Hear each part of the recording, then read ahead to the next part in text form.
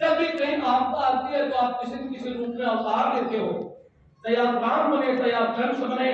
कंस को मारने के लिए आपने अवतार लिया, आप कृष्ण बने, और राम को मारने के लिए आप राम बने।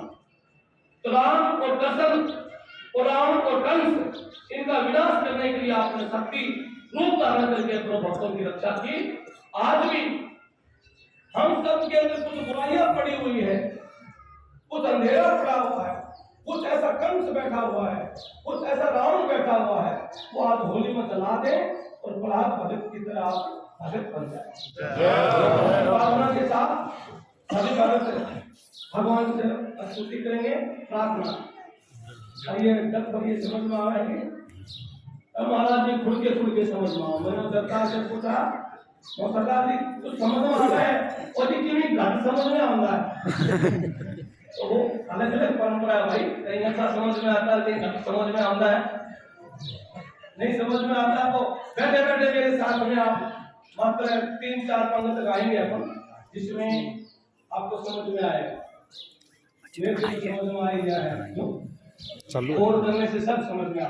तो आज होली की गोदी में प्रहलाद बैठा है, होली की गोद के अंदर प्रहलाद बैठा है, और प्रहलाद की माँ उस किले के ऊपर खड़ी है, झरोके में खड़ी है, और अपनी ननद को कहती है, ये नंदी, जब प्रहलाद पैदा हुआ था तो कितनी राजी हुई, मैंने हाथी भी दिया तेरे को, सोना भी दिया, चांदी भी दी, धन दौलत भी दिया। आज मेरे पति की बहन से उसको गोद में लेके बैठ गए और तू आग में उसको जलाने लगी। थोड़ी तो शर्म कर, कम से कम तू हमारे वंश की बेटी हो, जिस वंश में गई हो, आज इस वंश को खत्म करने के लिए यहाँ आई हो। तो कहावत है ना कि बुआ अच्छी होती तो ससुराल में रहती। उनका कौन थी? प्रहलाद भगत की बुआ। जो बुआ अपने माई के आकर के बिना मतलब की चोदर करती है ना, वो होलिका का ही रूप है भाई, बुलाने से तो करो। अब होली को आई थी ना बिना कृष्ण के घर में प्रहलाद को मारने के लिए, तो प्रहलाद भगत के लिए, और प्रहलाद की माँ कहती है होलिका को, मेरे प्रहलाद भगत को बचाए ननद तेरे चरणों की दास, आज बचा दे। जब प्रहलाद का जन्म हुआ तो भोज हुई राजी, बाएं कुएं पर स्वस्ति मनाया, दान दिया हाथी, आज ले गोद में बैठ गई, तुझे शर्म नहीं आती? शर्म तो कर। आग लगा दी और रोने लगी।